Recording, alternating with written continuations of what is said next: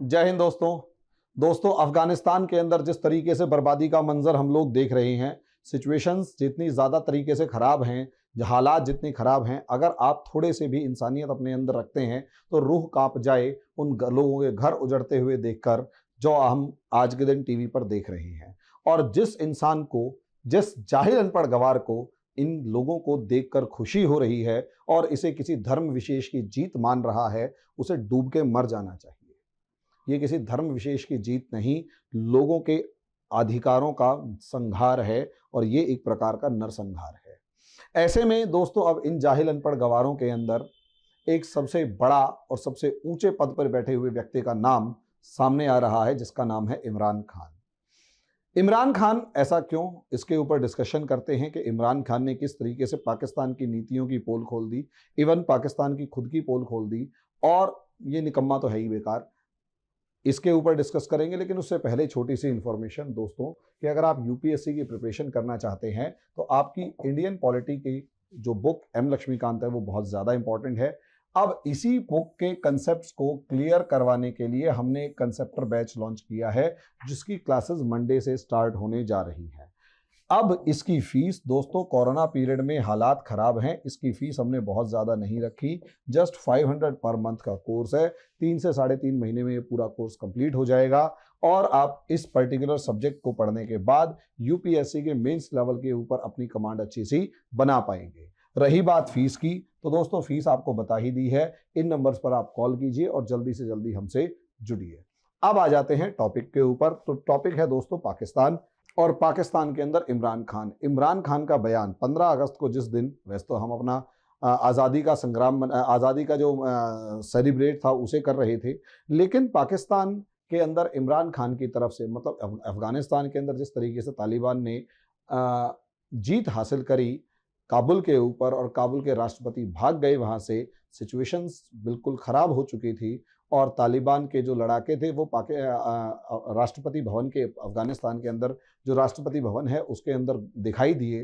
तो ऐसी सिचुएशन में दोस्तों हर देश की तरफ से कोई ना कोई प्रतिक्रिया आनी शुरू हुई, जिसके ऊपर भी जो भी प्रतिक्रिया आई उसमें सबसे ज़्यादा इंपॉर्टेंट प्रतिक्रिया यहाँ पर अगर किसी की दिखाई दी तो वो थी इमरान खान की। इमरान खान का स्टेटमेंट आया कि outfits have broken the chains of slavery. ये जो शब्द है ना दोस्तों, इनके ऊपर हम डिस्कस करेंगे कि broken the chains of slavery, यानी इमरान खान ने तालिबानियों को बधाई दी कि अब आपने स्लेवरी यानी जो गुलामी थे उसकी जंजीरों को तोड़ दिया है। इस जाहिल अनपढ़ गवार निकम्मे नकारा नालायक देश के प्रधानमंत्री से कोई पूछे, इस नालायक गधे घटिया इंसान रक्त पिपासु व्यक्ति से कोई पूछे, खून के प्यासे लोगों का खून के ऊपर अपनी राजनीति करने वाले इंसान से कोई पूछे, एक देश को बर्बाद करके खुशी मनाने वाले एक इंसान से कोई पूछे, इस प्रधानमंत्री से कोई पूछे कि इसे स्लेवरी कहेंगे या day of beginning of slavery कहेंगे, ये गुलामी की शुरुआत है या ये गुलामी से आज़ादी है। आप मुझे खुद सोचकर बताइए, उन औरतों का क्या जो आज़ादी के साथ सड़कों पर निकलना चाहती हैं, वो थोड़ा आज़ादी चाहती हैं। अब आपने एक ऐसी रजीम को बधाई दे दी है, एक ऐसी रजीम को बधाई दे दी है जिसने औरतों को गुलाम बनाने के रखने के अलावा कोई काम नहीं करना। ये वाली खबरें क्या आपको, आपके दिल को दुखाएंगी नहीं कि 15 साल की से लेकर 45 साल की लड़कियों और विधवाओं को कहीं ना कहीं मिलिटेंट्स जो मुजाहिदीन हैं उनका चारा बनाया जाएगा, घरों के ऊपर लड़कियों के काम करने के ऊपर बंदिशें लगाई जाएंगी, और शरिया कानून के नाम पर जिस तरीके से इस पूरे के पूरे खित्ते के औरतों बच्चों को बर्बाद किया जाएगा और लोग अपने मन मुताबिक नहीं, और जो ये दाढ़ी वाले मुल्ला मौलवी और तालिबानी कहेंगे उनके अनुसार अपनी ज़िंदगी बितानी पड़ेगी। वहाँ के बच्चे जो हैं वो अपने मन मुताबिक गेम्स नहीं खेल पाएंगे। तुम्हारी तो अपनी अच्छी खासी क्रिकेट टीम है जिसे तुमने बर्बाद कर रखा है, उनको तो क्रिकेट टीम तक बनाने नहीं देंगे। सवाल ये उठ रहे हैं कि अफगानिस्तानी क्रिकेट टीम का क्या होगा जो पिछले कई सालों से बहुत अच्छा प्रदर्शन कर रही थी। उन लड़कियों का क्या होगा जो ओलंपिक्स में जाने की तैयारी कर रही थी। उन लड़कियों का क्या होगा जो छोटी मोटी मूवी बनाने की कोशिश कर रही थी। ये आज़ादी है या गुलामी है? क्या ऐसी आज़ादी आप अपनी बीवियों को देना चाहेंगे जो एक के बाद एक आप एक छोड़ते हैं एक पकड़ते हैं? क्या ऐसी गुलामी वाला जिंदगी आप अपनी बीवियों को देना चाहेंगे, या पाकिस्तान का हर वो मर्द अपनी औरतों को वो वाली जिंदगी देना चाहेगा, अपनी माओ को, अपनी बेटियों को सड़क के ऊपर कोड़े खाते हुए, पिटते हुए देखना चाहेगा, जिसे आप स्लेवरी से आजादी की broken the chains of slavery कह रहे हो? क्या वो ब्रोकन चेन्स ऑफ स्लेवरी है या चेन्स ऑफ स्लेवरी है? Entry into the chains of slavery है। और हर वो पाकिस्तानी जाहिल जो इस समय पर उसको सपोर्ट कर रहा है तालिबान को, उसे डूब के मर जाना चाहिए। वो इमेजिन करके देखे। और अगर कोई महिला बहन, अगर हमारा कोई बहन मेरा ये वीडियो देख रही है, तो अपने हस्बैंड की दाढ़ी पकड़ के पूछे कि कल को मेरे को अगर ऐसे सड़क के ऊपर पीटा जाएगा, कोड़े मारे जाएंगे, या फिर हो सकता है गोली मार दी जाएगी, तो तुम्हें क्या होगा? इस्लाम के नाम पर जो वहशीपन दिखाया जा रहा है, धर्म को बदनाम करने का जो वहशीपन दिखाया जा रहा है, क्या वो यही सही है? एक धर्म जो दुनिया के सबसे पवित्र धर्मों में से एक है, उसको बदनाम किस तरीके से किया जाएगा? औरतों की ये दुर्गति की जाएगी, और आप उसे कह रहे हैं broken the chains of slavery. चलो छोड़ो, हम इन सारी चीजों को छोड़ देते हैं। हम बिल्कुल छोड़ देते हैं इस चीज के ऊपर डिस्कशन करना कि आपने हमारी उन बहनों का क्या होगा जो अफगानिस्तान में, उन छोटे बच्चों का क्या होगा जिनका भविष्य अधर में अटक गया है, उन लोगों का क्या होगा जो आजादी भरी, तरक्की भरी जिंदगी जीना चाहते हैं। धर्म की आजादी जबरदस्ती थोड़ा ना है। फिर तो ऐसे हिंदुस्तान के अंदर हर मुसलमान को पकड़ के हिंदू बना देना चाहिए, क्योंकि मेजोरिटी तो हिंदू है। जिस तरीके से तालिबानी अगर कर रहे हैं, अगर आप उसको सपोर्ट कर रहे हैं, तो आपके साथ भी तो वैसा ही हो सकता है। और फिर जो भी देश तुम्हारे को मारेगा, वहां तुम्हारे को जबरदस्ती पकड़ के अगर गुलाम बना लेता है तो बहुत बढ़िया। अगर धर्म के नाम पे ही लड़ना है, तो आज के दिन यहां पर भी हिंदुस्तान के अंदर जितने लोग हैं उनकी भी समस्या आ सकती है।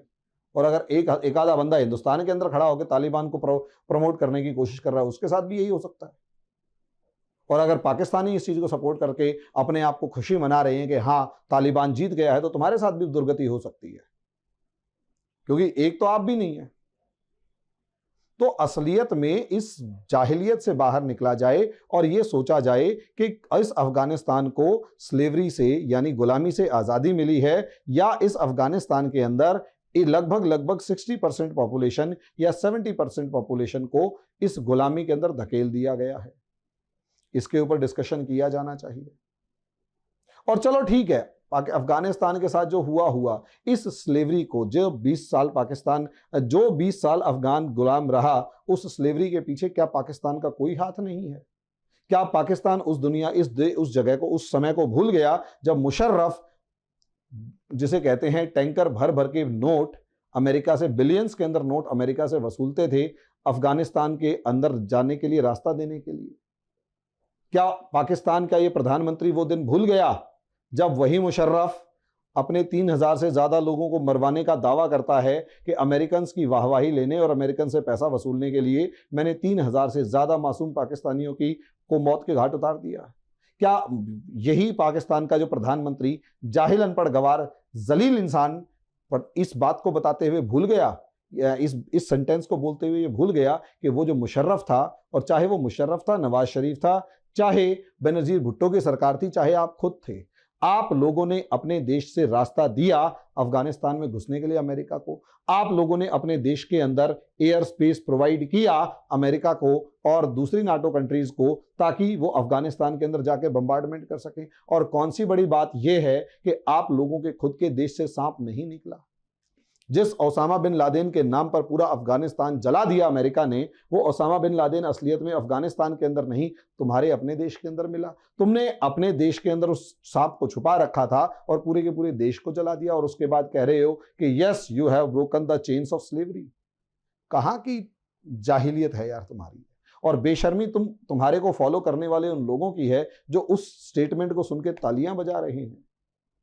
आप अपने घर की औरतों को इमेजिन करके देखिए कि वो तालिबान के इलाके के अंदर हैं और उनसे एक जरा सी गलती और जरा सी भूल सड़क के ऊपर उनका जो चीर हरण करेगी, वो आप इमेजिन कर सकते हैं क्या? छोटे छोटे बच्चों का जब रेप हो रहा होगा तो इमेजिन कर सकते हैं क्या? और 14-15 साल की, 12 साल की लड़कियों को एक मुल्ला दाढ़ी वाला धर्म के नाम पर उठा के ले जाए, क्या वो सही रहेगा? तालिबान में अब यही घटनाएं घटने वाली हैं, यही वीडियोज आने वाली हैं और आ रही हैं, आ चुकी हैं। खबरें इस तरीके की दिखाई दे रही हैं। और उसके बाद यही पाकिस्तानी कह रहे हैं कि सपोर्ट, हम इस चीज को सपोर्ट करते हैं कि आपने broken the chains of slavery, आपने गुलामी की जंजीरें तोड़ दी। मुझे ये समझाएं और कोई पाकिस्तान से मुझे आके बताए कि तुम्हारा ये जो जाहिल अनपढ़ गवार जलील प्रधानमंत्री है, जलील इंसान जो है, बेशर्म बेहया इंसान जो है, जिसे सिर्फ राजनीति समझ में आती है, वो इंसान स्लेवरी की जंजीरें तोड़ने की बधाई दे रहा है या उन महिलाओं बच्चों को और आजादी पसंद लोगों को गुलामी की जंजीरों में बांधने की बधाई दे रहा है? सवाल पूछिएगा और अपने दिल से भी पूछिएगा कि क्या आप ऐसा मंजर देखना चाहेंगे अपने देश में? हर उस हिंदुस्तानी से भी सवाल है जो धर्म के नाम पर एक दूसरे को मारने की कोशिश करते हैं। धर्म की पहचान इंसान से होती है। धर्म की पहचान किताब के अंदर तब तक बंद रहेगी जब तक उस किताब को पढ़ के उस धर्म को मानने वाले लोग बिहेव ना करने शुरू कर दें। और उस धर्म के नाम पर जैसा बिहेव होता है उससे दुनिया को पता लगता है कि वो धर्म कैसा है।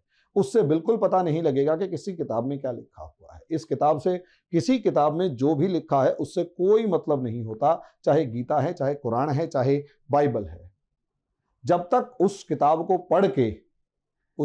पढ़ के एक सर्टेन सेक्शन उस किताब के अंदर दिए गए सिद्धांतों के अनुसार बिहेव ना करे।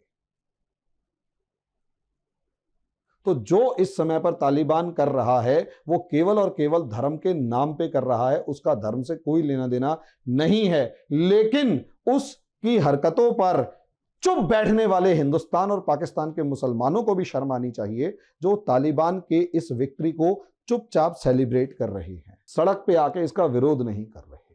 सड़क पे आइए, इसका विरोध कीजिए, क्योंकि अगर आप आज यहां आके सड़क पे निकलकर तालिबान का विरोध नहीं करते तो इसका मतलब यह है कि आप तालिबानियों की मानसिकता को सपोर्ट कर रहे हैं। और यदि आप तालिबान की मानसिकता को सपोर्ट कर रहे हैं, इसका मतलब यह है कि जिस तरीके से 2-2 टके के अंदर औरतों को आज के दिन नीलाम किया जा रहा है वहां की सड़कों के ऊपर, उसकी प्रक्रिया शुरू की जा रही है, वैसा हमारे देश में भी शुरू हो सकता है।